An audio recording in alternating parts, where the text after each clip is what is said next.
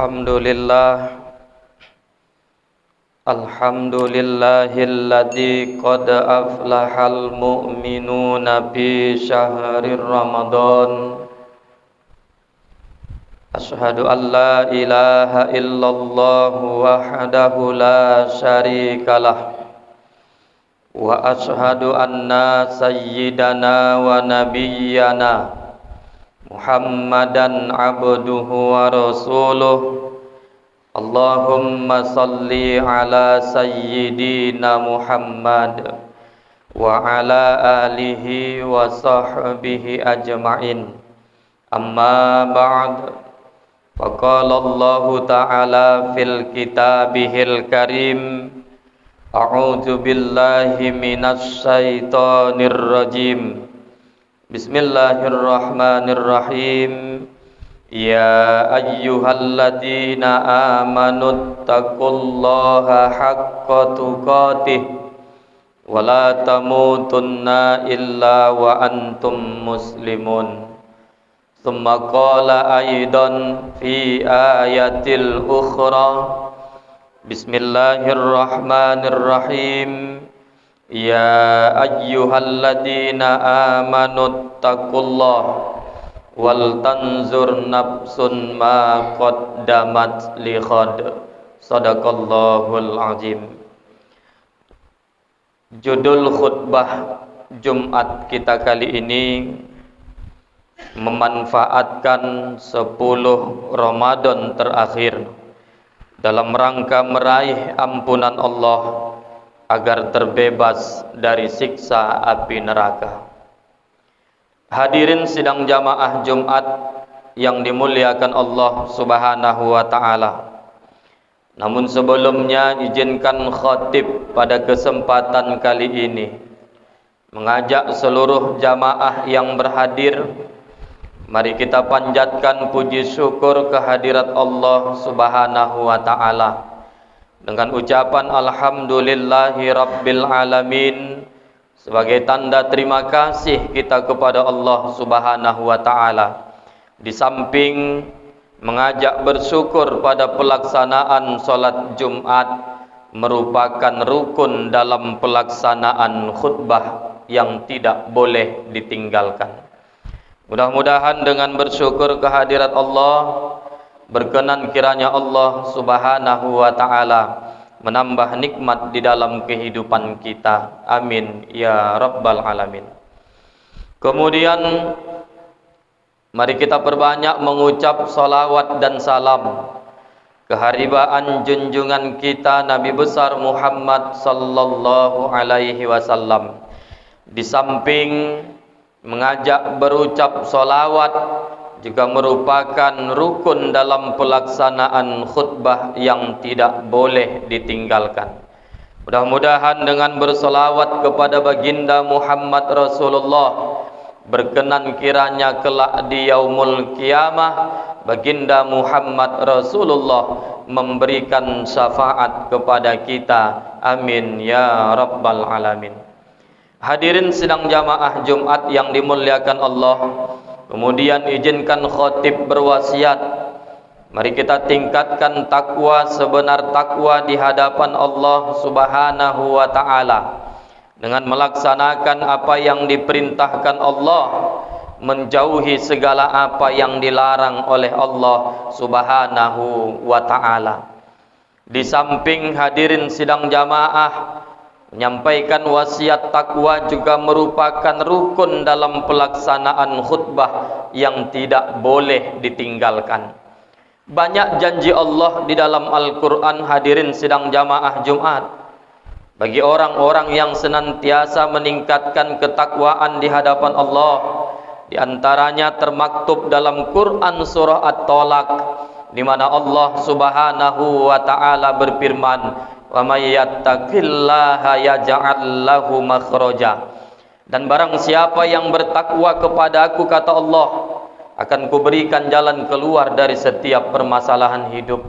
Tak satu pun kita yang hadir hari ini, hadirin sidang jamaah, tidak pernah merasakan masalah di dalam kehidupan. Kadangkala masalah itu datang dari anak, Kadangkala masalah itu datang dari istri ataupun suami. Kadangkala masalah itu datang dari kedua orang tua kita. Kadangkala masalah itu datang dari mertua kita. Kadangkala masalah itu datang dari tetangga dekat rumah kita. Masalah-masalah itu hanya bisa diselesaikan kalau kita kembali bertakwa di hadapan Allah Subhanahu wa taala. Menyampaikan satu ayat juga merupakan rukun dalam pelaksanaan khutbah yang tidak boleh ditinggalkan, kemudian ditutup dengan doa pada khutbah yang kedua. Jadi pesan pertama pada kesempatan khutbah kali ini kepada seluruh pengurus Badan Kemakmuran Masjid, baik di Masjid Al-Kautsar maupun masjid-masjid yang lain, minimal pengurus masjid hafal 5 rukun khutbah pada pelaksanaan khutbah Jumat. Sebab hadirin sidang jamaah yang berhadir secara hukum boleh mengingatkan khatib yang terlupa satu rukun dalam pelaksanaan khutbah. Hadirin sidang jamaah yang dimuliakan Allah Subhanahu wa taala. Alhamdulillah, hari ini kita sudah berada di 20 Ramadan. Mudah-mudahan rangkaian perintah Allah yang kita laksanakan sampai dengan 20 Ramadan pada kesempatan kali ini bernilai ibadah di hadapan Allah Subhanahu wa taala. Berbicara tentang Ramadan, hadirin sidang jamaah, Allah berfirman, ya ayyuhalladzina amanu kutiba alaikumusiyam. Hai orang-orang yang beriman, diwajibkan atas kamu berpuasa. Kama kutiba alal ladzina min qablikum, sebagaimana yang telah diwajibkan atas orang-orang sebelum kamu, la'allakum tattaqun, agar kamu bertakwa. Hadirin sidang jamaah yang dimuliakan Allah, berbicara Ramadan disebut juga dengan nama Syahrul Ibadah, bulan yang di dalamnya banyak rangkaian ibadah. Kenapa Ramadan dikatakan dengan Syahrul Ibadah? Karena ada ibadah-ibadah yang tidak ditemui di bulan Ramadan dan hanya ada dan kita dapatkan pada saat Ramadan itu hadir di dalam kehidupan kita. Kemudian Ramadan disebut juga dengan Syahrul Riyadhah, bulan latihan.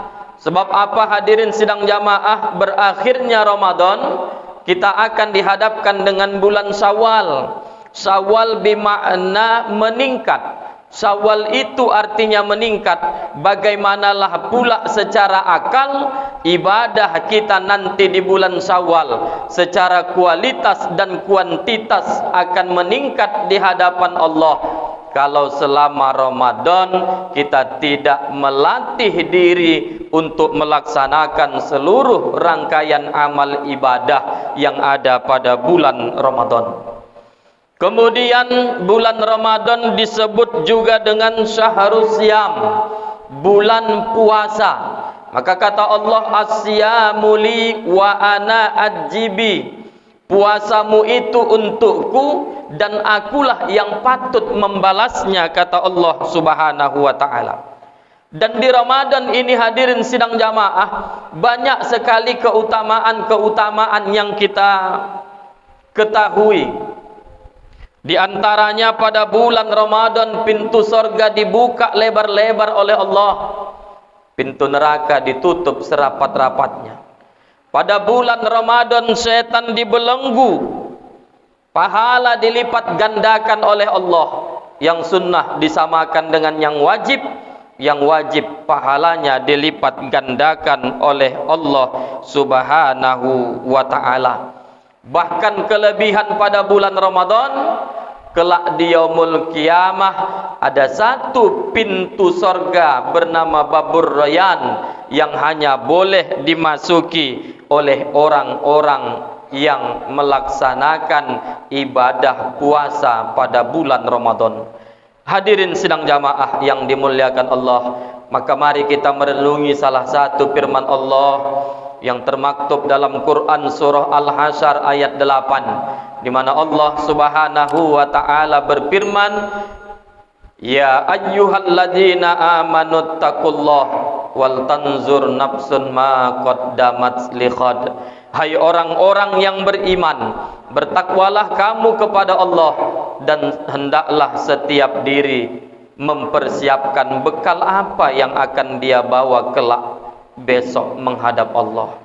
Jadi hadirin sidang jamaah, kalau kita tafakkuri firman Allah dalam Quran surah Al-Hasyr ini, memberikan sinyal kepada kita bahwa dunia ini sifatnya hanya sementara, akhiratlah negeri yang khalidina fiha abada.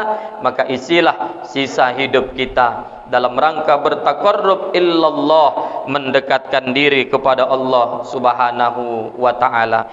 Akhirnya hadirin sidang jamaah, mari kita isi Ramadan di 10 malam terakhir. Karena dalam riwayat-riwayat yang sahih, baginda Muhammad Rasulullah di 10 Ramadan terakhir, dia tinggalkan rumah dan istrinya, dia beriktikaf di masjid sampai berakhirnya Ramadan. Maka di 10 Ramadan ini sebenarnya hadirin sidang jamaah yang terakhir, 10 Ramadan terakhir dapat mencuri perhatian Allah dan perhatian para malaikat bagi setiap hamba Allah yang beriman. Karena 10 malam terakhir inilah hadirin sidang jamaah, ujian itu sangat berat bagi umat Islam yang beriman untuk tetap melaksanakan perintah Allah berjamaah di masjid, sebab tantangannya sangat besar.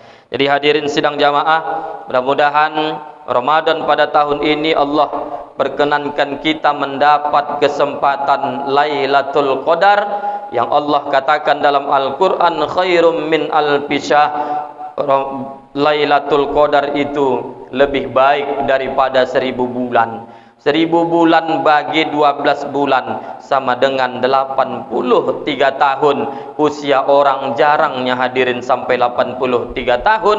Kalau satu kali dalam kehidupan kita dapat Lailatul Qadar, maka tunailah usia kita mendapat kebaikan di hadapan Allah Subhanahu wa taala. Lailatul Qadar itu bisa dirasakan siangnya udara sangat redup dan sejuk, sebab ribuan malaikat diturunkan ke muka bumi oleh Allah, maka matahari akan tertutup dengan sayap-sayap malaikat. Siang Ramadan itu alam terasa dingin dan sejuk. Mudah-mudahan di sisa umur Allah Subhanahu wa taala berikan kesempatan kepada kita mendapatkan Lailatul Qadar khairum min alfi syahr, sebab Lailatul Qadar itu lebih baik daripada 1000 bulan. Inilah mungkin yang dapat disampaikan pada kesempatan khutbah Jumat yang singkat pada kesempatan kali ini. Mudah-mudahan Allah masukkan kita kepada golongan orang-orang yang bertakwa di hadapan Allah Subhanahu wa taala. Amin ya rabbal alamin. Barakallahu li wa lakum fil Qur'anil azim wa nafa'ani wa iyyakum bima fihi minal ayati wadh-dzikril hakim wa taqabbala minna wa minkum tilawatahu innahu huwal ghafurur rahim. Alhamdulillahi rabbil alamin, wassalatu wassalamu ala asyrafil anbiya'i wal mursalin wa ala alihi wa sahbihi ajma'in.